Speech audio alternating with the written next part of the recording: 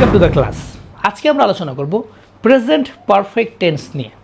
Present perfect tense কি, এর গঠন কেমন, উদাহরণটা আসলে কেমন, এর সেন্টেন্সগুলো কেমন, এভরিথিং বিষয়ে একদম জলের মতো সহজ করে বুঝিয়ে দিব। সো আমরা চলে যাব প্রথমে সরাসরি আমাদের বোর্ডে। ক্লাস শুরু করার আগে বলি যে প্রেজেন্ট পারফেক্ট টেন্সটা আসলে কি।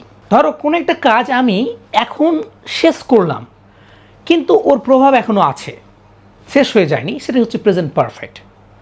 আরেকবার বলছি, কোনো একটা কাজ আমি শেষ করে দিয়েছি, হয়ে গেছে, কিন্তু তার প্রভাবটা এখনও আছে, শেষ হয়নি, সেটা হচ্ছে প্রেজেন্ট পারফেক্ট। যেমন এখানে বোর্ডে কি বলছে, সেও বলছে যে যা দ্বারা কোনো কাজ এইমাত্র শেষ হয়েছে কিন্তু তার ফলাফল বা প্রভাব এখনও বর্তমানে রয়েছে, বোঝালে তাকে প্রেজেন্ট পারফেক্ট টেন্স বলে। ক্লিয়ার? আমরা সবচেয়ে গুরুত্বপূর্ণ বিষয় গঠন নিয়ে আলোচনা করব। আমি প্রতিটা ক্লাসে বলি, এটা তো বলবো।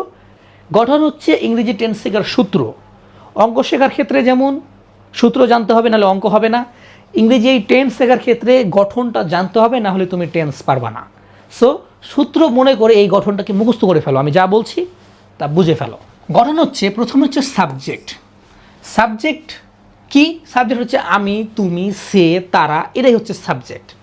আচ্ছা, সাবজেক্ট বসবে, তারপরে একটা হ্যাভ বা হ্যাজ বসবে। কি বসবে? হ্যাভ বা হ্যাজ। এখন প্রশ্ন হতে পারে যে হ্যাভ কোন ক্ষেত্রে বসবে, হ্যাজ কোন ক্ষেত্রে বসবে। চলে আসো সাইডে চিপার মধ্যে। এই চিপার মধ্যে আমি দিয়ে রেখেছি আই, ইউ, দে, উই, এই শব্দগুলো থাকলে বসবে হ্যাভ। কিন্তু যদি হি, সি, ইট এগুলো থাকে, সেক্ষেত্রে বসবে হ্যাজ। ভালো করে দেখো, এটি যদি থাকে হ্যাজ বসবে, এগুলো থাকলে হ্যাভ বসবে। ক্লিয়ার? এই জিনিসটা স্ক্রিনশট দিয়ে রাখো বা খাতায় লিখে রাখো, এটা অনেক ইম্পর্ট্যান্ট।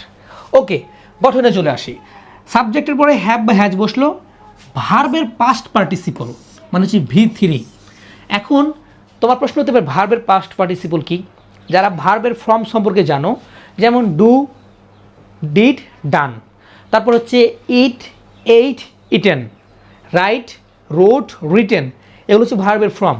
ভার্বের পাস্ট পার্টিসিপল বসবে হ্যাভ বা হ্যাজের পরে। তারপরে কি? অবজেক্ট। ব্যাপারটা বুঝতে একটু খুব গোলমেল মনে হচ্ছে না? ঠিক আছে, আমি আরেকবার বলছি। প্রথমে সাবজেক্ট বসবে, তারপরে হ্যাভ একটা হ্যাজ বসবে, তারপর ভার্বের পাস্ট পার্টিসিপল বসবে, যে ভার্বটা বসবে তার পাস্ট পার্টিসিপল বসবে, এবং অবজেক্ট বসবে। ক্লিয়ার? এখন আমরা এক্সাম্পল বা উদাহরণটা দেখব যে কেমন। অ্যাফার্মেটিভ সেন্টেন্সের ক্ষেত্রে, যদি সেন্টেন্সটা অ্যাফার্মেটিভ হয় তাহলে সেক্ষেত্রে কী হবে? যেমন আমি ভাত খেয়েছি, আমি ভাত খেয়ে নিয়েছি, কিন্তু আমার তো পেট ভরা, এর তো প্রভাব আছে, এখন বর্তমানে আছে আমার মধ্যে। এটা কি? কাজটা শেষ হয়েছে, প্রভাব আছে, প্রেজেন্ট পারফেক্ট। ইংরেজি কি বলছে? I have eaten rice. কি? I have eaten rice.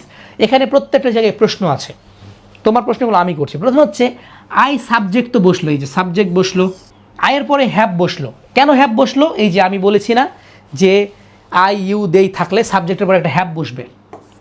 এই দেখো, হ্যাভ বসলো। প্রত্যেকটা জিনিস কিন্তু আমি দেখাচ্ছি, সরাসরি গঠন থেকে নিয়ে। তারপরে ইটেন বসলো। এখন ইটেন কেন বসলো? খাওয়ার ইংরেজি তো হচ্ছে ইট। ইট মানে খাওয়া, কিন্তু আমি খেয়েছি, এই যে 6 রাশিকারে ছি আছে, যার ফলে এটা কি অলরেডি হয়ে গেছে, এটা পাস্টে পড়ে যাচ্ছে। এটার কি? ভার্বের পাস্ট পার্টিসিপল, যার ফলে এখানে ইট থেকে হয়েছে ইটেন। ক্লিয়ার? আর অবজেক্ট হচ্ছে রাইস, রাইস লিখে দিয়েছি। বুঝতে অসুবিধা? বুঝতে অসুবিধা? বুঝতে অসুবিধা? আশা করি না, এর চেয়ে সহজ করে বোঝানো সম্ভব না। আমি চাইলে আরও একবার এগুলো ঝামেলা দূর করি, এই ঝামেলাগুলো দূর করে আমি একটু ভালোভাবে বোঝাচ্ছি।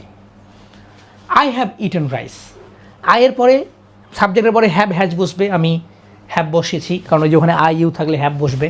তারপরে ভার্বের পাস্ট পার্টিসিপল, ভার্ব হচ্ছে ইট, খাওয়া ইট, কিন্তু পাস্টে যাবে ইটেন হবে, ইটেন বসেছে। আর ভাত খাচ্ছি, যেহেতু ভাত খাচ্ছি, সেহেতু হলো রাইস।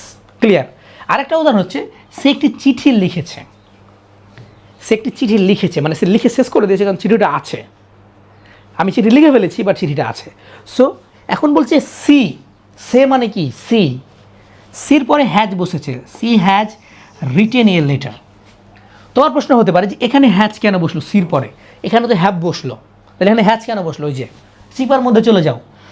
যদি হি, সি, ইট থাকে সেক্ষেত্রে হ্যাজ বসবে, আর যদি আই ইউ দে উই থাকে সেক্ষেত্রে হ্যাভ বসবে।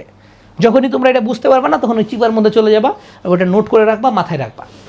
সো সি বসলো, হ্যাজ বসলো, তারপরে চিঠি লিখেছে, লিখেছের কি রাইট মানে লেখা, কিন্তু এখানে বসেছে, কিন্তু গঠনে বলছে যে ভার্বের পাস্ট পার্টিসিপল হবে, যেহেতু লিখে ফেলেছে, লেখার পাস্ট পার্টিসিপল হচ্ছে রিটেন, তাই এখানে রিটেন বসেছে।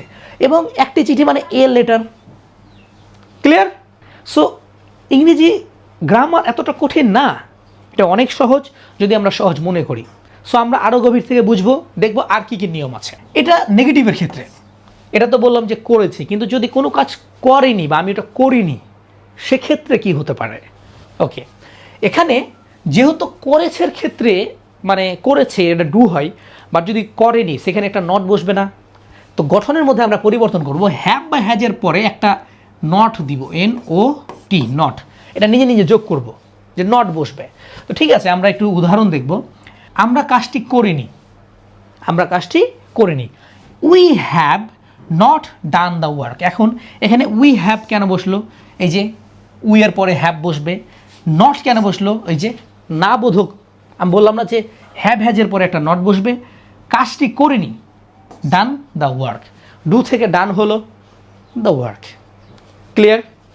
তারপরে আসছে সে আজ স্কুলে যায়নি, এই যে যায়নি, একটা নট বসবে, হ্যাভের পর হ্যাভ বা হ্যাজের পরে, হি হ্যাজ, হি হ্যাজ কেন বসলো? এই যে হ্যাজ, হি সি ইট থাকলে হ্যাজ বসবে, এই জন্য হ্যাজ বসেছে। হ্যাজের পরে এখানে একটা নট বসবে, নট বসেছে। তারপরে এই যে যাওয়া মানে কি গো, কিন্তু গো থেকে গান, যেহেতু পাস্ট পার্টিসিপল বসবে তাই গান হয়েছে। টু স্কুল টুডে, সে আজকে স্কুল যায়নি, সি হ্যাড নট গান টু স্কুল টুডে। বুঝতে গিয়ে খুব কঠিন মনে হলো?